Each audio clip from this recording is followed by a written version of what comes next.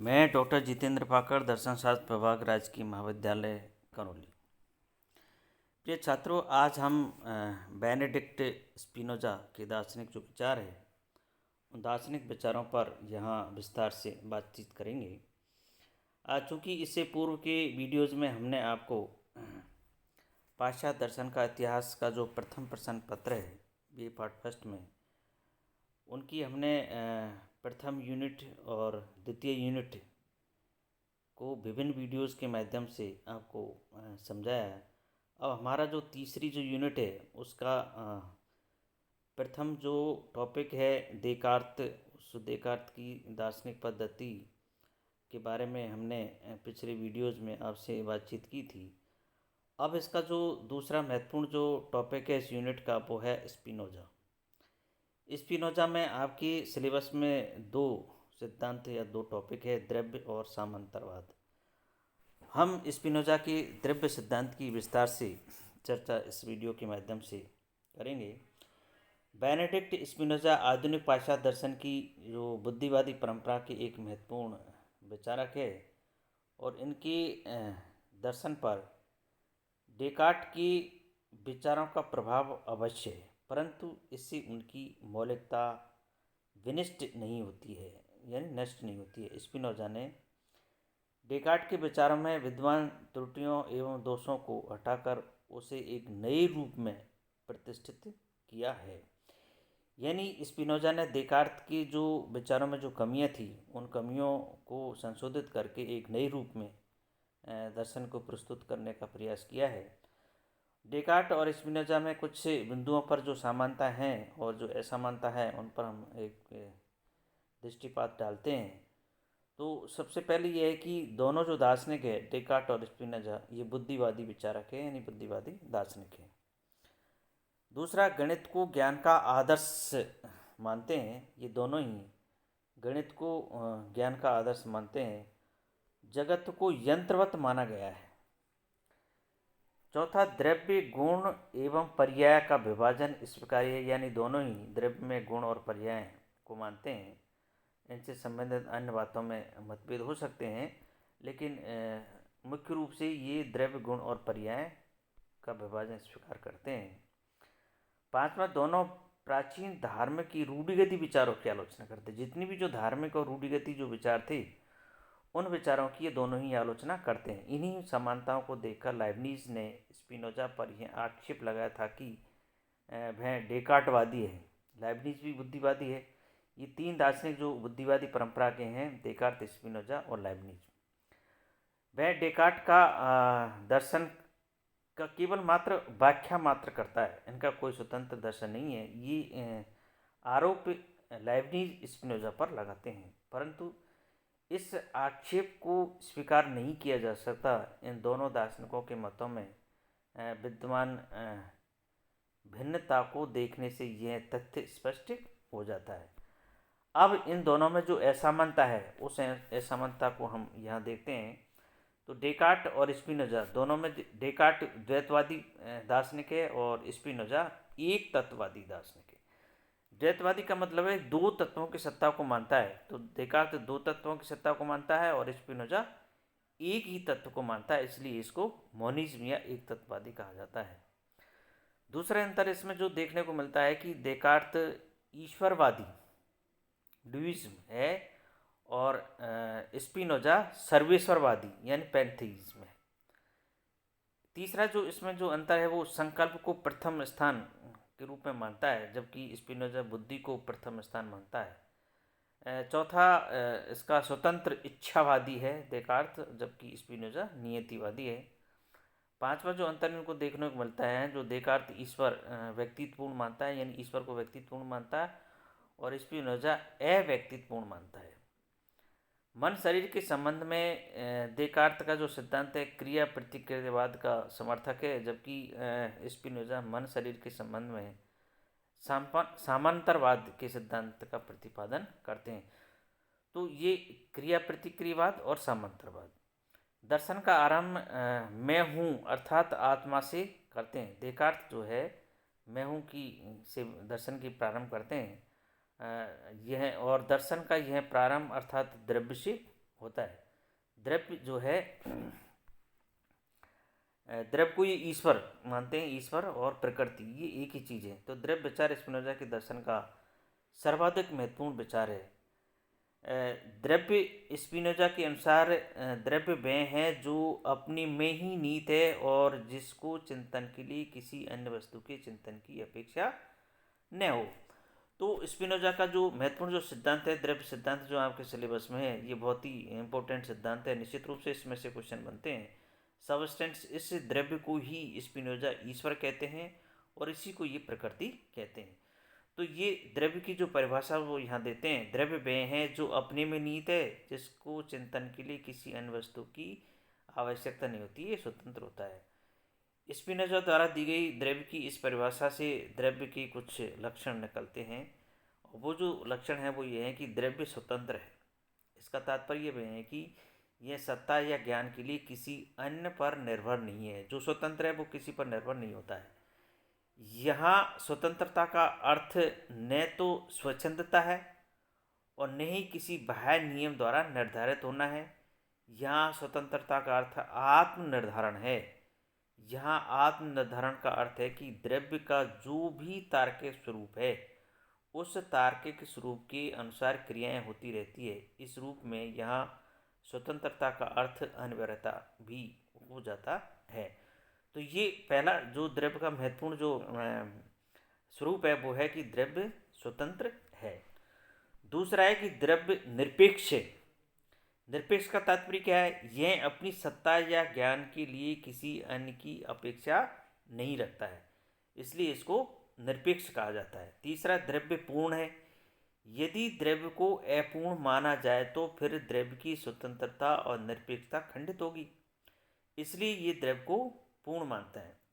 चौथा, द्रव्य अद्वितीय है। अद्वितीय, यदि द्रव्य को एक से अधिक माना जाए तो उसकी स्वतंत्रता एवं निरपेक्षता खंडित हो जाएगी, इसलिए ये द्रव्य को अद्वितीय मानते हैं। पांचवा इनका इम्पोर्टेंट बिंदु वो है कि द्रव्य अपरिमित है, अर्थात वह न तो सीमित है और नहीं किसी पर आश्रित है। तो जो सीमित नहीं होता है, नहीं किसी पर आश्रित होता है, उसको अपरिमित कहते हैं। छठा इसका विशेषता है कि द्रव्य स्वतः सिद्ध, सेल्फ प्रोवाइड और स्वतः प्रकाशित है। यानी ये स्वतः सिद्ध होता है, इसको सिद्ध करने की आवश्यकता नहीं होती है, और ये स्वतः ही प्रकाशित होता है, इसको प्रकाशित करने की आवश्यकता नहीं होती है।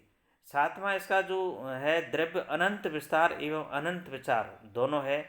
इस रूप में द्रव्य एक साथ भौतिक एवं मानसिक भी है।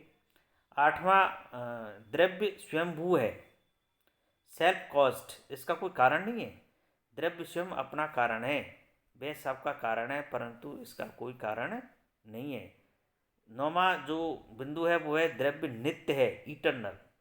इटरनल का मतलब होता है कि अनादि और अनंत है, अनादिकाल से चला रहा है और अनंत तक रहेगा।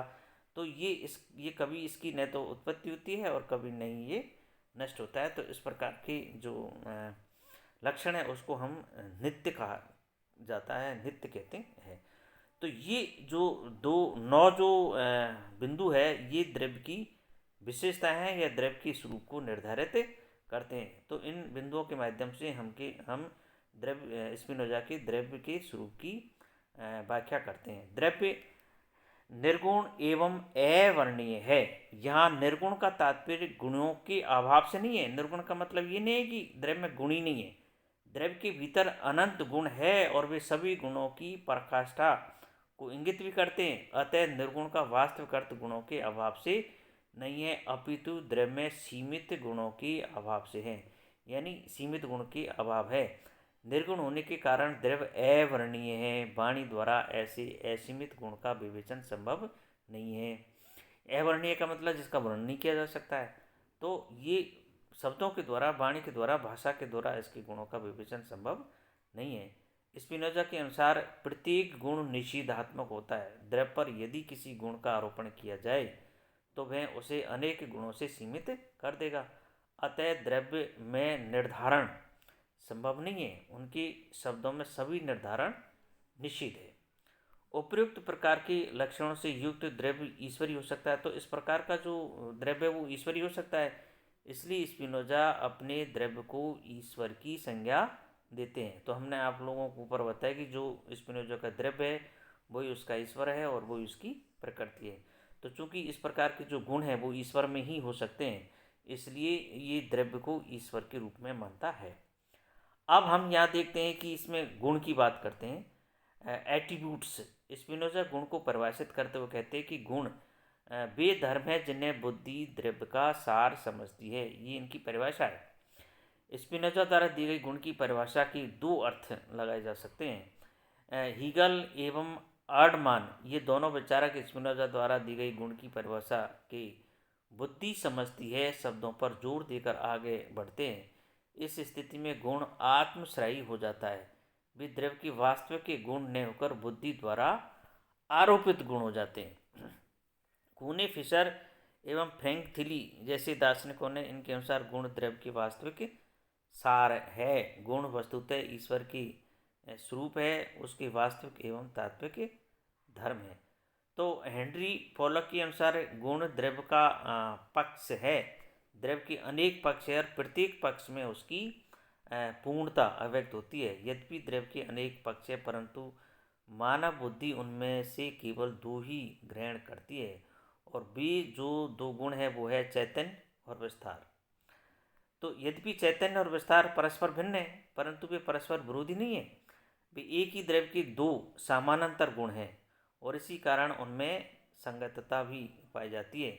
जहाँ विस्तार होगा वहाँ तदनुरूप चैतन्य भी होगा, और जहाँ चैतन्य होगा वहाँ विस्तार भी होगा।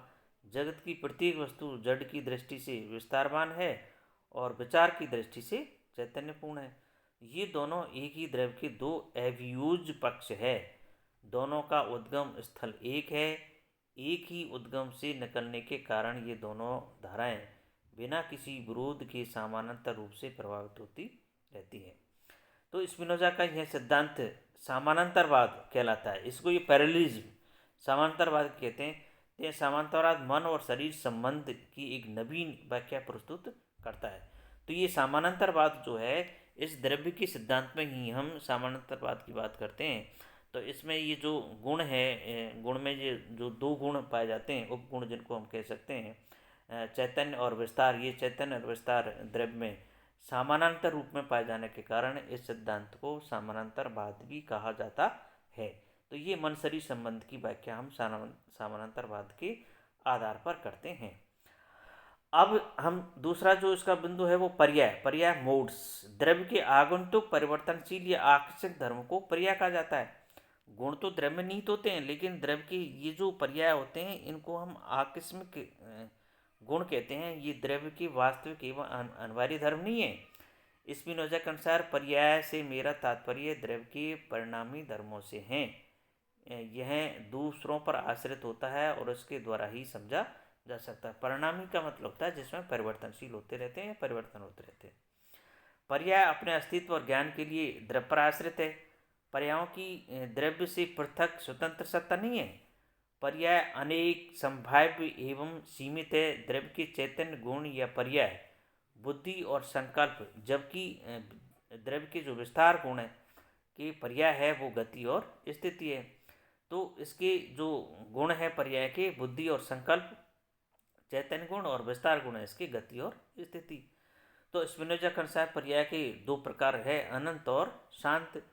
ईश्वर के शरीर रूप में पर्याय अनंत एवं नित्य है, जबकि व्यक्तिगत शरीर या विभिन्न जीव शरीर का रूप में शांत और अनित्य है। चैतन्य की रूप, बुद्धि तथा संकल्प अनंत और नित्य है, किंतु विविध जीवों के रूप में शांत और अनित्य है। इसी प्रकार विस्तार के रूप में गति तथा स्थिति अनंत और नित्य है, किंतु विभिन्न भौतिक तथा जड़ पदार्थों के रूप में शांत तथा अनित्य। इस प्रकार स्पिनोजा एक द्रव्य से विश्व की विविधता एवं परिवर्तनशीलता की व्याख्या करते हैं। तो ये जो पर्याय है ये परिवर्तनशील, द्रव्य के परिवर्तनशील गुण है, और जो गुण है वो द्रव्य के नित्य गुण है। तो इस प्रकार से हम यहाँ पर ये स्पिनोजा के द्रव्य सिद्धांत की व्याख्या करते हैं। अब इसकी कुछ आलोचनाएं भी देखने को मिलती है। स्पिनोजा का ईश्वर सर्वग्राही है, सर्वग्रासी। इसमें विश्व की समस्त विविधताओं का लोप हो जाता है। फलस्वरूप अनेकता और व्यक्ति विशेषता की विशेषता का कोई आधार शेष नहीं रह पाता है। इसी संदर्भ में हीगल ने स्पिनोजा के विरुद्ध यह आक्षेप लगाया है कि स्पिनोजा का ईश्वर उस सिंह की गुफा के समान है जहाँ अनेक जानवरों के अंदर जाने के पदचिन्ह तो दिखाई देते हैं, किंतु उनके बाहर आने की पदचिन्ह दिखाई नहीं देते हैं। तो ये इस प्रकार की द्रव्य की आलोचना करते हैं। ये द्रव्य जो है स्पिनोजा का सब कुछ को अपने में समाहित कर लेता है। दूसरी इसकी आलोचना ये कि स्पिनोजा ने संपूर्ण विश्व को ईश्वर में माना है। अब यदि ईश्वर पूर्ण है तो विश्व को भी पूर्ण होना चाहिए। यदि विश्व पूर्ण हो तो वहाँ विकास की संभावना समाप्त हो जाती है। तो ये इस प्रकार के आक्षेप लगाए जा सकते हैं। स्पिनोजा विचार को चित्त स्वरूप मानते हैं। यदि विचार ईश्वर की चित्त स्वरूप की अभिव्यक्ति है तो फिर विचारों में भ्रम, भूल और स्वप्न आदि की व्याख्या नहीं हो पाती है। इन्हें ईश्वर का अभिव्यक्ति नहीं माना जा सकता। चौथा ये है कि स्पिनोजा के अनुसार ईश्वर की अवधारणा को स्वीकार करने पर नियतिवाद की स्थापना होती है और इसमें मनुष्य की अपनी स्वतंत्रता खंडित होने लगती है। पांचवा, स्पिनोजा को समानांतरवाद में सर्व मानसवाद की मौन स्वीकृति दिखाई देती है। समांतरवाद के अनुसार जहाँ शारीरिक क्रिया है यहाँ मानसिक क्रिया भी है। इस प्रकार जगत में सर्वत्र भौतिक परिवर्तनों के मूल में मनुष्य की सत्ता को भी स्वीकार करना पड़ता है, परंतु ऐसा मानना तथ्यविहीन और अव्यवहारिक है। तो ये इस प्रकार से यहाँ स्पिनोजा के द्रव्य सिद्धांत की हमने इस वीडियो के माध्यम से आप लोगों से चर्चा की है। निश्चित रूप से आपको थोड़ा सा कठिन जरूर लगेगा, लेकिन ध्यानपूर्वक अगर इसको आप इस वीडियो को बार बार अगर आप देखेंगे तो ये निश्चित रूप से आपको समझ में आएगा। तो यहाँ पर ये स्पिनोजा का जो द्रव्य जो विचार है ये बहुत ही इम्पोर्टेंट है और इसको आप ध्यानपूर्वक पढ़ेंगे तो आपको निश्चित रूप से समझ में आएगा। धन्यवाद।